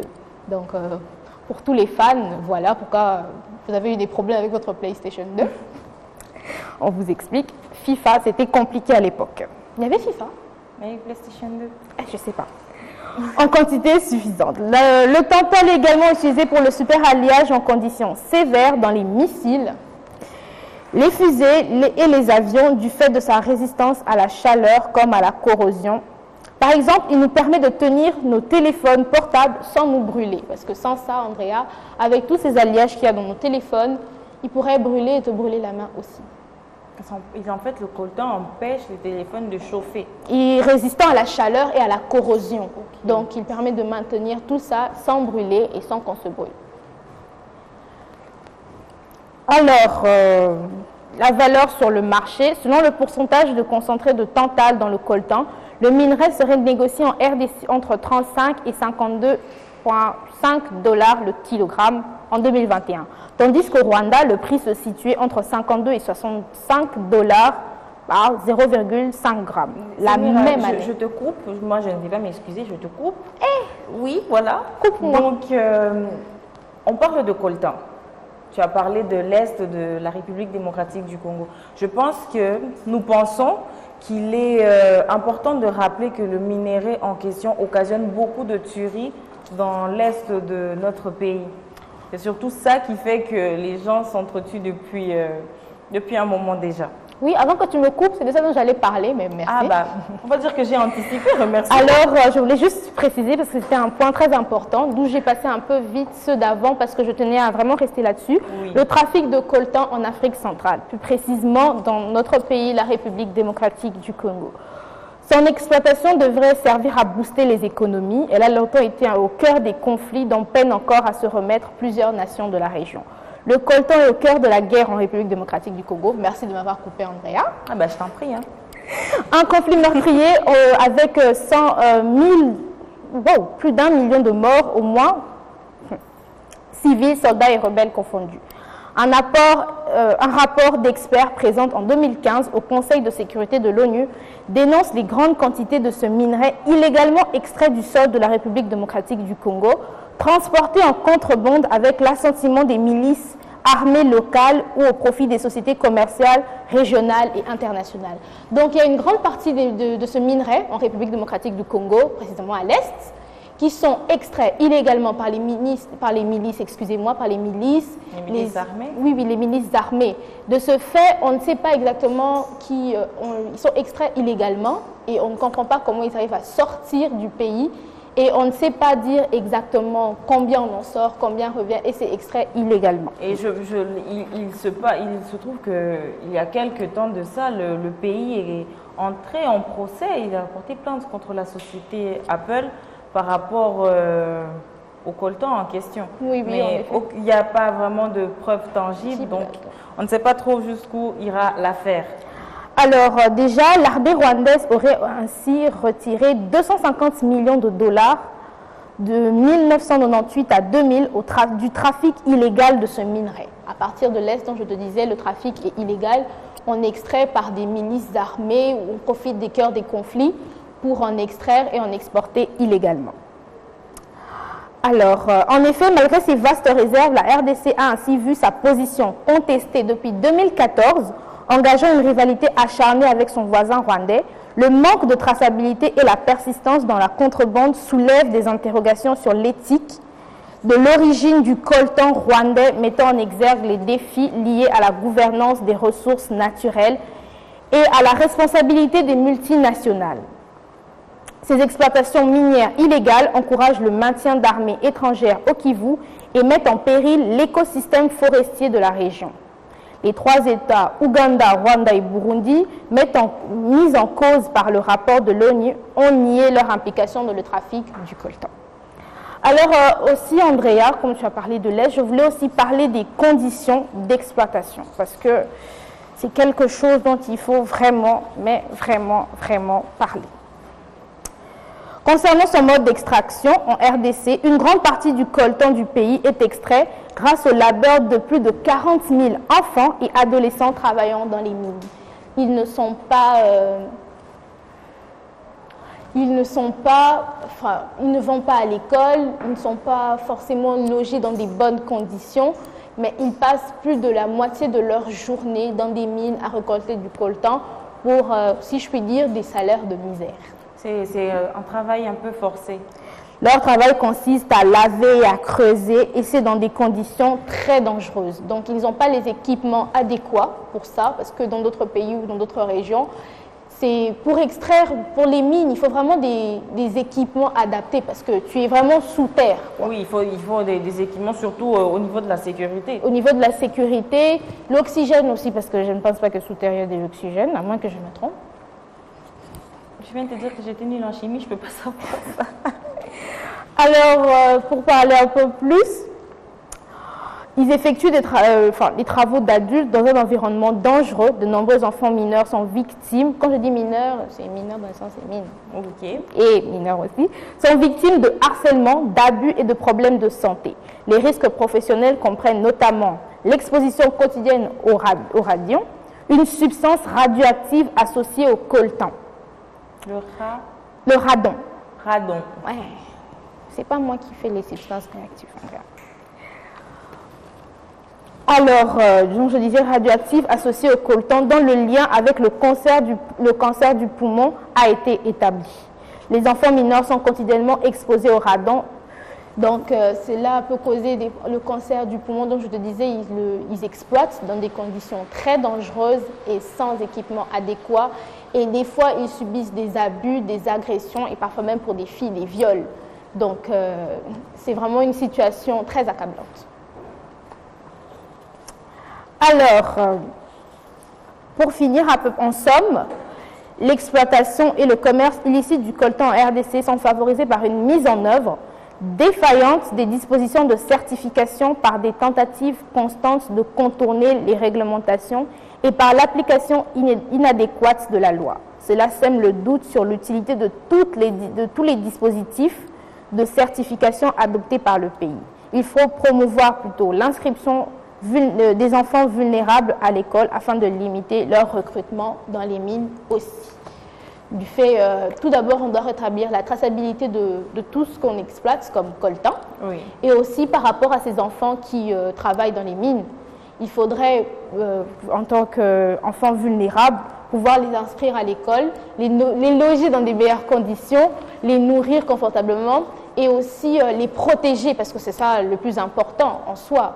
Donc, par exemple, tu travailles toute une journée, tu peux gagner, comme on dit, $1, $2 pour tous les dangers et tu es encore un enfant, ça devient très compliqué, André. Je ne pense pas qu'ils le fassent. C'est pas par plaisir, parce que tu arrives à un point où c'est peut-être le seul travail que tu trouves, c'est la seule façon pour toi de pouvoir peut-être nourrir ta petite sœur, te nourrir toi-même. Non, ils n'ont pas réellement le choix en réalité. Et ils se retrouvent dans des situations où ils se voient contraints de travail. Et si, par exemple, mon père il a été tué pendant la guerre ou si maman nous a abandonnés, comment est-ce qu'il va faire? Il est obligé de prendre des responsabilités qui, certes, sont très lourdes pour lui à un certain âge, mais il n'a pas le choix. Ce sont des personnes que nous pourrons qualifier de courageuses. Très courageuses et malgré ça quand même vulnérables en soi. Donc, les inscrire dans des écoles, quelle solution cela peut apporter? Enfin, pas forcément, mais je me dis que, comme on dit, tout le monde a droit à l'éducation. Oui, c'est vrai. C'est ça aussi. Donc, en les emmenant à l'école, ils seront éduqués. Mais pas que l'éducation, Andrea, il faudrait aussi, parce que tu ne veux pas aller à l'école et revenir, tu dors dehors en soi. Donc, il faudrait les loger, les nourrir, les vêtir aussi, parce que Andrea, j'ai évité certaines vidéos aussi pour ne pas choquer la plupart des gens. Il y a des enfants qui vivent, tu vois ce qu'on appelle essuie. Tu prends 2 branches, tu en fais un semblant de tente. Et c'est vraiment là qu'ils vivent, près des mines, pour pouvoir ne pas faire de longues distances. Et là, c'est dans des conditions effroyables pour des enfants qui peuvent avoir peut-être 5, 6 ans, 7, 8 ans, et c'est vraiment très compliqué. En plus de l'éducation, il faudrait les nourrir, les loger, les vêtir, parce que tu n'as pas le luxe d'aller au coin de la rue t'acheter des vêtements, comme tout le monde, enfin, la plupart des gens peuvent le faire. Donc, il y a plusieurs choses qu'il faudrait mettre en place pour eux. Mais aussi, il faudra aussi mettre en place certains dispositifs, comme on a précisé ici, pour la traçabilité de l'exploitation de ce minerai dont on ne sait pas comment il est exploité, on ne sait pas comment il est envoyé, on ne sait pas... il y a beaucoup de points qui nous met dans le flou. Oui. Mais il y a quand même, il y a une question qui se pose. Est-ce que le gouvernement réalise vraiment qu'il faudrait mettre fin à la guerre? Il faut vraiment que cette guerre puisse se finir. C'est ça, mais comme on le dit toujours dans la plupart des émissions qu'on a faites, c'est une guerre qui dure depuis longtemps. On essaye par tous les moyens de trouver une solution pour mettre fin, parce que c'est la peine, pas qu'à notre économie, à nous-mêmes, à nos frères, et ça met le pays un peu, comment je dirais, ça met le pays à mal. Voilà. En réalité. Mais dans ce que tu as dit, il y a quelque chose qui m'a tiqué. Ce sont des milices armées. C'est-à-dire que d'une certaine manière, la guerre aussi est causée par rapport à l'exploitation de ces mines. Oui, oui, en effet. Donc Ils profitent de créer un certain trouble. Oui. Comme on avait dit précédemment dans une des informations, quand les gens fuient à un endroit, par exemple tu fuis une telle localité, ils en profitent pour en extraire certains minerais, pas que le coltan, il y a des endroits où on extrait le cobalt, il y a de l'or, il y a plein de choses qu'on extrait, notre pays est très riche. Donc ils profitent à partir de ces troubles-là de pouvoir récolter ce qu'ils veulent, en soi exploiter. Donc c'est à partir de ces milices armées-là et deux, trois choses qui s'y passent. Non, mais le gouvernement doit réaliser qu'il serait temps de mettre fin à cette guerre pour que les enfants qu'on a vus ici, donc la première tranche de la génération future, qui est la plus sacrifiée en réalité, puisse aussi prétendre à un avenir après tout. Parce que, encore une fois, on est dans une situation, je sais que je dis beaucoup ce mot, mais on va dire que ça fait partie de mon vocabulaire. On est dans une situation où je ne peux pas réellement vivre. En fait, je suis là, les gens tu survis techniquement, tu survis. Les gens survivent. On est dans une situation où on est toujours, on vit dans la peur constante de mourir, où on ne peut pas étudier, on ne peut rien faire. Et les enfants, je pense que d'une certaine manière, envient aussi les autres. Ils se disent, pourquoi est-ce que moi, je n'ai pas droit à une enfance normale? Pourquoi est-ce que moi, je dois pleurer? Pourquoi est-ce que moi, je dois travailler? Pourquoi est-ce que moi, je dois subir? Il serait temps que cette guerre s'arrête. Mais bon, après, on l'a dit, le conflit date de plusieurs années. Donc, on a vu des régimes et des régimes passer. Et c'est seulement maintenant que les choses commencent à bouger, à avancer concrètement. Donc c'est beaucoup plus compliqué que l'on pense. Sur ce plan moral, pourquoi la richesse du Congo est un malheur pour lui? On est envié de tous, si je peux le dire. Comme j'ai toujours l'habitude de le répéter, je vous le dis, il faut vraiment que vous le sachiez, le Congo est un pays béni, très riche. On dit que le sous-sol est riche, le sol est riche, la faune est riche, la flore est riche. Vous êtes riche de partout, mais je pense qu'on ne s'en rend pas compte. On est une poule aux œufs d'or. Mais qui ne sait pas que son œuf est en or. Donc la question que tu as posée, elle est intéressante. Là, c'est un malheur pour nous parce qu'on ne profite même pas de nos propres richesses. Comment expliquer que l'on détient près de 80%, tu as dit, de la réserve mondiale de coltan et que les gens vivent encore sous le seuil de la pauvreté? Toutes ces richesses, c'est la plupart des choses que les gens déplorent, toute cette richesse qu'on a, tout ce qu'on a ne profite pas en soi. On est plus là à pleurer sur le fait que, par exemple, comme je l'ai dit avec les milices qui viennent, qui créent du désordre pour pouvoir exploiter. Donc ces richesses sont aussi une bénédiction, mais aussi dans certains cas un malheur parce que ça nous ramène beaucoup de problèmes, beaucoup d'envieux. Oui. On peut se poser aussi la question, est-ce vraiment une bénédiction de compter pour nous autant de richesses?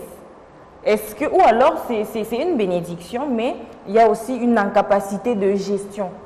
On ne sait pas trop comment gérer. quelque chose m'a traversé, me traverse souvent l'esprit. On a toujours été des personnes qui ont été soumises pendant longtemps avec l'arrivée des colons et ce genre de choses. Alors, à partir du moment où ils sont partis, les gens se sont dit dans leur tête, c'est l'occasion pour moi de vivre la vie que j'ai toujours voulu. Et beaucoup de personnes dans la population se plaignent de l'oligarchie.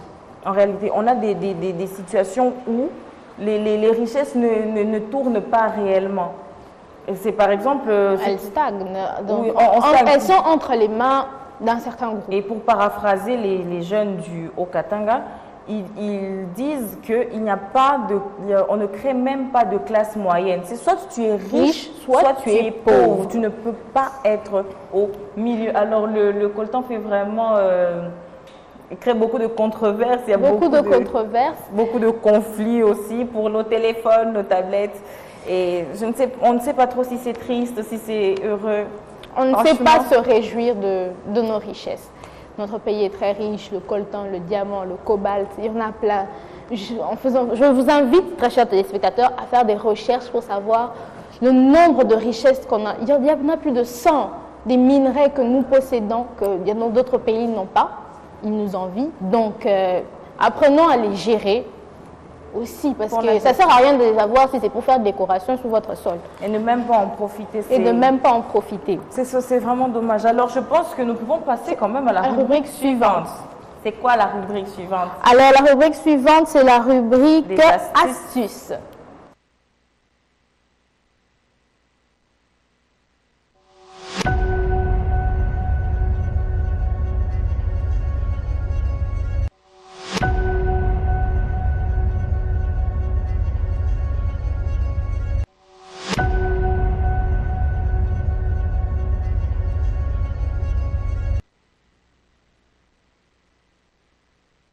Alors, mesdames, messieurs, pour la rubrique astuces d'aujourd'hui, nous vous proposons un mets dont la plupart des Congolais, je pense, connaissent, et peut-être aussi ailleurs.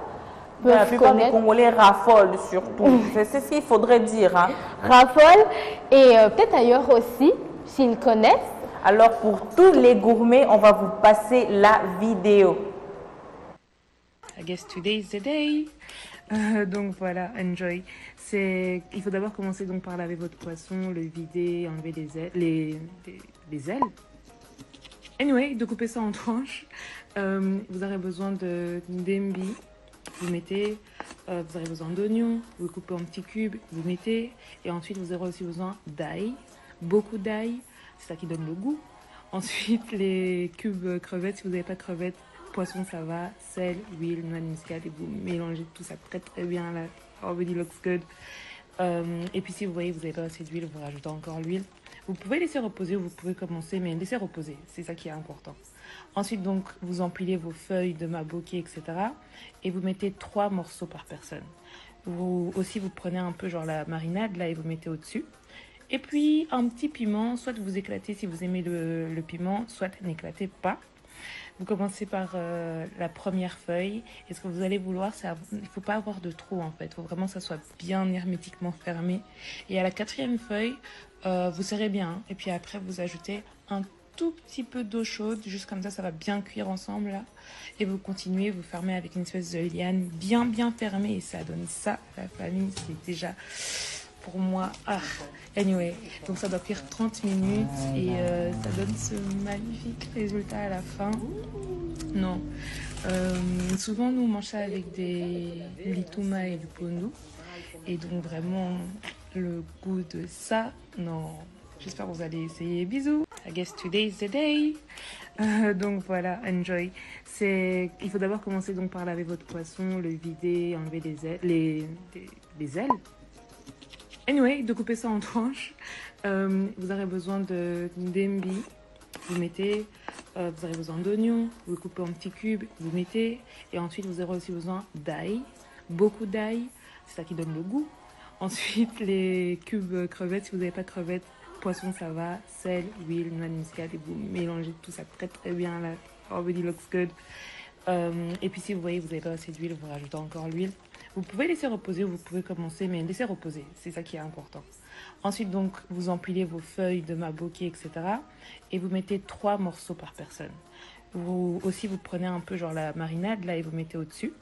Et puis un petit piment, soit vous éclatez si vous aimez le piment, soit n'éclatez pas.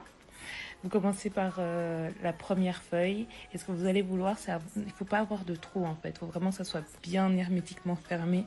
Et à la quatrième feuille, vous serrez bien. Et puis après, vous ajoutez un tout petit peu d'eau chaude. Juste comme ça va bien cuire ensemble là. Et vous continuez, vous fermez avec une espèce de liane bien fermée. Et ça donne ça. Bien sûr, on espère que ça vous a plu. Comme l'a dit Andrea, c'est la plupart des mecs, la plupart des Congolais raffolent. Excusez-moi de la tautologie. Alors, le liboké. Andrea, tu as vu un peu le poisson qu'on a utilisé. Tu peux deviner ce que c'est? C'est un ngolo. Je ne sais pas si je le prononce bien, de base je ne parle pas lingala. C'est un ngolo. Ngolo. Ngolo, mais c'est ngolo. Oui, c'est un ngolo, c'est un poisson d'eau douce qui a la peau très épaisse. Vraiment très épaisse. Et c'est un poisson frais qui est très savoureux. On peut le manger en papillote, on peut le manger fumé, on peut le manger, j'en sais rien, moi, frit peut-être. Bon, je pense que c'est pas une anguille. Oui, c'est une anguille. C'est un long poisson un peu visqueux là et tout. Ça glisse. Donc elle a préparé ce maboké. Le maboké en réalité c'est juste du poisson avec une sauce qui est cuite en papillote, cuite très lentement et hyper savoureux. Oui, hein, parce que je pense que, il y a aussi différentes façons de faire les liboké, les maboké. Oh mon Dieu, le lingala. Oui, mais dans la pratique, c'est comme ça qu'on le fait. Oui. Il y en a juste qui le font en bouillon comme ça. Non, je dis dans le sens où il y a plusieurs formes de liboké. Il y en a avec le porc. Oui, avec le porc, avec les mbinzo. Non, pas les mbinzo. Mbinzo, les non. mpossé. Le mpossé. Il y a les liboké en mpossé. Oui, avec les chenilles. Des chenilles. Et je des ne savais même crevettes aussi. Hein. Oui, on peut faire. Avec de la chèvre aussi, si je ne me trompe pas. Oui, en fait, c'est vraiment juste une des viande, liboké au quelque poulet chose. aussi. Oh. Non, c'est juste quelque chose qui est cuit, un aliment qui est cuit en papillote. Les feuilles là qu'elle a fermées. C'est pas des feuilles de bananier. Ce sont des feuilles de bananier. Et c'est un plat qui c'est un plat, je voulais dire, qui est très savoureux. Mais où est-ce qu'on en trouve? Tu connais certains endroits où on peut le découvrir, en manger à Kinshasa, parce que c'est pas tout le monde qui a la capacité d'en faire chez soi. Alors, on peut manger les maboké dans la commune de Maluku. Oui, à Kinkole aussi. À Kinkole aussi. Il y a beaucoup de sites touristiques, beaucoup de femmes qui vendent ce plat tout autour de la route, tout ça. Donc voilà, c'est plus de ce côté-là qu'on en trouve. Il y a sur Nzela Maye, je pense. Oui, sur Nzela Maye aussi, quand on va vers Pompage.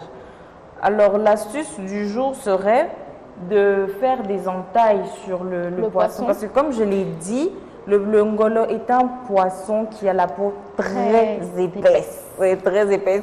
Et qui a beaucoup de chair. Donc, en faisant les épices en faisant les entailles, on aura un plat qui sera encore plus savoureux. Et on déconseillerait un peu l'utilisation de ces cubes, de ces bouillons qu'il y a eu, parce que c'est un poisson qui est frais. Il est frais, donc on n'en a pas forcément besoin. De l'ail, de la ciboulette, de la muscade aussi, pourquoi pas, mais surtout pas de tomates. Surtout pas. Combien de tomates? En réalité, le maboké se prépare sans tomates. Bah oui. Il y a des gens qui mettent de la tomate dedans, parce qu'il faut qu'il y ait de la sauce. Il faut qu'il y ait de la tomate à l'intérieur. Tu sais, avec la nourriture congolaise, chacun le prépare un peu, si je peux dire, à sa sauce. Ou à le jeu de mots, vraiment. Excuse-moi, je me devais de faire ce jeu de mots. Chacun le prépare un peu à sa sauce. Et donc, chacun le mange un peu à sa manière. C'est comme le pondou. C'est pas tout le monde qui le prépare de la même façon. Oui. Les haricots, c'est pas tout le monde qui les prépare de la même façon. Donc, s'il a envie de mettre du tomate, laisse-leur mettre des tomates. Oui, mais vous pouvez en mettre. Mais après, dans la logique, dans la pratique, nos ancêtres, s'il vous plaît, eux ne préparaient pas les maboké avec de la tomate. N'en préparez pas. Il faut aussi signaler que le malangua, si je prononce bien, aussi est un poisson très gras qui est aussi d'eau douce. Le malangua. Oui. Ça se dit malangua, j'espère. Oui, malangua. C'est vrai que c'est un poisson qui est gras et que personnellement j'ai très souvent confondu avec les ngolo parce que pour moi un poisson c'est un poisson, hein, ça a des écailles, ça vit sous l'eau. Non, le ngolo n'a pas Tant que ça d'écailles. nage. Tant que ça nage et ça débranche. Non, mais attends, les tortues aussi nagent. Bref. Donc je On pense mange les que- tortues? Oui, on mange les tortues. On mange les tortues. Alors, en accompagnement, vous pouvez le consommer, ce maboké, avec des bananes plantains, La du chikwang. litouma, de la chikwang, du riz si ça vous fait envie. À préciser, les touma, il faut expliquer aux téléspectateurs, les touma, c'est quoi? Le litouma est un... Ce sont pas des plat- bananes. Ce sont des bananes pilées. pilées. Il y a des bananes qui sont très mûres et des bananes qui ne sont pas très mûres, qu'on va piler ensemble. À Et je préciser vous dis- qu'il faut vraiment qu'il y ait des bananes qui ne soient pas très mûres pour pas que ça fasse une grosse pâte. Ah oui, c'est pour ça qu'il y a aussi, je l'ai dit, des bananes qui soient mûres, donc pour le sucre, le litouma c'est trop super bon. Et des bananes qui ne soient pas trop mûres, qu'on va piler. Et Et arriver à- bonjour les muscles, hein, pour Eh, j'ai déjà faut en essayé. avoir là, je vous dis, il faut en avoir parce que vous J'ai pilez essayé juste un comme peu, ça, ouais. c'est très difficile. Alors avec Mais de la ça en vaut chikwang la aussi, peine. oui, avec de la chikwang aussi, ça Mais passe. personnellement, je déconseillerais le riz parce que ça ne tempère pas très bien. Mais est-ce que pour toi, le maboké qui est préparé au four est aussi savoureux que celui qui est préparé au makala? Le makala, pour nos francophones, c'est juste du charbon de bois. Des braises, quoi. Oui, de la braise, en fait. Des braises, quoi. Oui. Mais voilà. Enfin, je sais pas beaucoup, Andrea, je vais te dire quelque chose. Je ne mange pas de maboké. Ah, Je elle ne sais, mange pas de poisson. je sais, outrage, on te dit Outrage qu'on à toutes lève. nos mœurs. Non, mais en fait, c'est dans le Outrage, sens vraiment. où j'en ai déjà goûté. Généralement, c'est toujours épicé. Je ne mange pas épicé. Donc, le Oui, on porc, met beaucoup d'épices, on met oui, beaucoup d'épices. beaucoup à d'épices, beaucoup de l'intérieur. piment. Donc, je ne mange pas épicé. Je suis pas très tolérante au piment. Ça crée des situations très compliquées où je cours. Alors, le maboké au charbon de bois est beaucoup plus savoureux. Pourquoi? Parce que le charbon de bois a cette capacité, avec la combustion, de parfumer la nourriture, d'aromatiser, on va C'est dire, mieux. la nourriture. Et donc, oui, on vous conseillerait de privilégier des mabokés qui sont préparés au charbon de bois ou carrément qui sont préparés avec du bois. Comment on appelle ça? Les Les conis. avec les conis, c'est vraiment bien mieux. C'est une très grande habitude alimentaire des grands équateurs. Oui, En dans le Grand Équateur. Équateur, oui. Ils aiment beaucoup les mabokés. Ils aiment, en général, ils aiment le poisson, en fait. Oui, c'est ça, beaucoup de Oui. poissons. Tout ce qui est en rapport avec le Et poisson. pourquoi est-ce que j'étais en train d'appuyer sur le fait que dans les maboki, on ne met pas de tomates? C'est parce que c'est les Lingala le préparent comme ça et que ça vient de là-bas, en réalité. Chez eux, mettre de la tomate dans les maboki Outrage. équivaut à une insulte à leur culture. Ils détestent ça. Mais pas qu'au Grand Équateur, il y a aussi la province orientale Oui, oui. et au nord du Bandundu. Bandundu avec les sakata, Les Basakata, les Lobos. Excusez-moi, mais Andrea, t'as pas le nom? Dans le nord du Bandundu, Les Basengele oui, et les lobos. et les Lobos aussi. Donc il y a plusieurs régions en RDC où on peut découvrir ce mets un peu plus.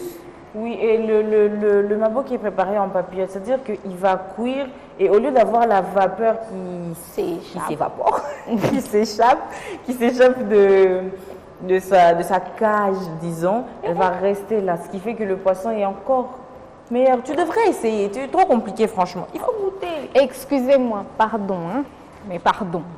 Je vais essayer, un de ces quatre. Peut-être on allait à Kinkole, je sais pas. Ah ouais, un on jour. va l'amener à Kinkole. Donc voilà, la destination est prête. Andrea m'emmène à Kinkole samedi. Alors, chers téléspectateurs, c'était tout pour la rubrique Vue sur le net. Oui, oui. La rubrique rubrique astuces. astuces, excusez-moi, La avec rubrique toutes ces astuces. vidéos qui passent et tout, c'est un peu compliqué. Alors on passe à la rubrique suivante qui est la rubrique anniversaire.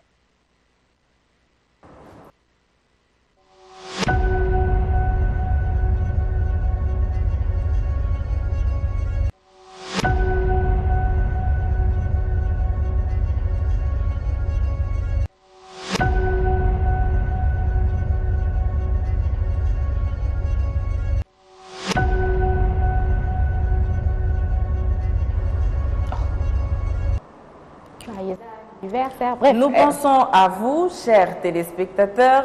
Nous, DirecTV pense à toutes les personnes qui les regardent et peut-être même celles qui ne nous regardent pas encore, mais on sait que bientôt vous allez être là. Alors nous voulons souhaiter un joyeux anniversaire aux élus du jour. Nous avons d'abord Madame Bénédicte Sochaou qui est danseuse, chanteuse, chorégraphe. Elle a fait carrière dans Viva la Musica jusqu'à la mort de Papa Wemba. Elle en fait encore partie, mais elle a lancé son école de danse. Alors, joyeux anniversaire à vous, maman. Que Dieu vous bénisse, qu'il vous accorde tout ce dont vous avez besoin, tout ce dont vous avez envie, qu'il vous donne de la prospérité. Et le reste, ben, on va l'acheter. Hey. Passons à la deuxième personne qui est Johnny André Biangandou. Il fait à peu près le même métier que nous. Il est journaliste. Joyeux anniversaire à vous, Johnny. Que vous puissiez profiter de votre journée parce que la vie doit se célébrer. Il est important de célébrer. Toutes les occasions sont une occasion de fête. C'est le moment de sortir. Bon, c'est vrai que c'est jeudi aujourd'hui. On va attendre samedi. Et surtout, nous souhaitons encore un joyeux anniversaire, un heureux anniversaire à lui. Que Dieu vous bénisse énormément. Alors, tu as d'autres personnes aussi à nous proposer? Malheureusement, nous n'avons eu que 2 anniversaires, mais pour toutes les personnes qui fêtent leur anniversaire aujourd'hui, je l'ai dit, les élus du jour, DirecTV et moi-même en particulier. Merci. Nous vous souhaitons un joyeux anniversaire. Alors, nous sommes arrivés à la fin de cette émission. Toutes les bonnes choses ont une fin. Alors, Andrea, nous sommes déjà à la fin de cette émission, comme tu viens de le dire. Ça a été un plaisir de partager ce moment avec vous. On va vous résumer un peu ce qu'on a eu aujourd'hui. Alors, à la pensée du jour, c'était la sincérité est une chaise inconfortable sur laquelle très peu de gens sont prêts à s'asseoir. Ensuite, il y a eu les éphémérides. Nous avons eu la journée mondiale des réfugiés, du couronnement de la reine Victoria. Après, les actualités avec les jeunes de Filimbi qui se sont réunis. Et puis, il y a eu Béli Sissanga qui a parlé de la rémunération des députés. Après, nous avons eu les clips du jour avec du rock, Maneskin. J'espère que ça vous a plu. Nous espérons vraiment que ça vous a plu parce que c'était très avant-gardiste. Donc, pourquoi ne pas essayer? Alors, on a eu Maneskin de Loneliest et puis Benson Boone, Beautiful Thing. Je sais, oui, j'ai un très bel accent en anglais. Non, j'en doute. Je sais que vous m'en J'en doute.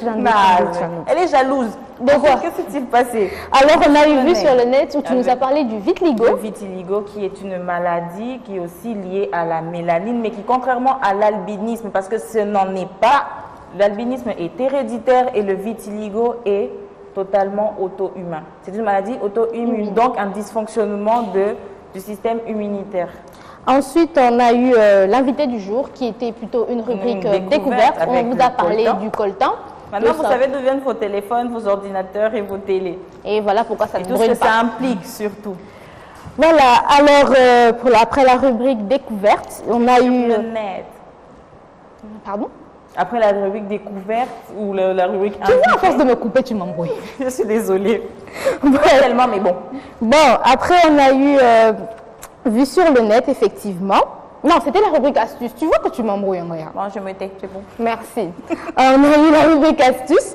Et ensuite, on a eu la rubrique anniversaire où pour la 3e fois ou 4e, je ne sais plus, on vous souhaite encore un joyeux anniversaire à toutes ces personnes qui sont nées aujourd'hui. Alors, comment finir cette émission sans remercier les personnes? Parce que si je dis merveille et le paradis, c'est parce qu'il y a toute une équipe derrière. Une merveilleuse équipe de personnes, dont Cyrus Alamaba qui est le secrétaire de rédaction, Isaac Bababaswe et puis Maryse Mafolo qui nous a maquillés. Regardez comment on est magnifique, surtout moi. Hein? Big tag, Maryse. Ensuite, il y a eu Amos Mumba, Stani Wishia, Madame la pétillante, l'incroyable Madame Anakel. Ensuite, Monsieur Diego. Une petite pierre sur elle. Diego Moussem qui est notre gestionnaire des réseaux sociaux et webmaster. Ensuite, le producteur, le Modjalissi, les grands prêtres, les papas de papa. Waouh! Tous ces titres, en tout cas, pour parler que d'une seule personne, qui est Monsieur Zachary Bababaswe. L'honorable, attention. L'honorable, excusez-moi. L'honorable Zachary Bababaswe. sans qui tout ceci ne serait jamais arrivé sur vos écrans, que ce soit les téléphones ou les ordinateurs ou même les télés. Donc, nous allons vous remercier de nous avoir suivis et nous comptons vraiment sur votre fidélité parce que plus le temps va passer, plus vous allez devoir être obligé de vous habituer à nos visages, en fait. Aussi, mais Andrea, je pense qu'on a oublié quelqu'un. Qui ça? On a oublié Stani. Stani, oui, Chia, je suis désolée, d'où tu me regardes vraiment, pardon. Mais Stani, aujourd'hui, quand on est arrivé, on t'a vu là, j'étais très content, tu dois nous dire ce qui se passe. Tu dois nous On va dire. partager l'argent, ne t'en fais pas. Mais voilà, sur ces belles notes, en tout cas, chers téléspectateurs, on a été très contente d'avoir passé ce moment avec vous, Andrea et moi. Et aussi l'équipe DirecTV, très contente de vous partager toute cette merveille, en tout cas. Merci beaucoup et à la prochaine. Je précise que c'était Jeudi Merveille, c'est le paradis et on se retrouve pour le prochain numéro. Jeudi à 11h30. À très bientôt. Bye bye. Mouah, mouah.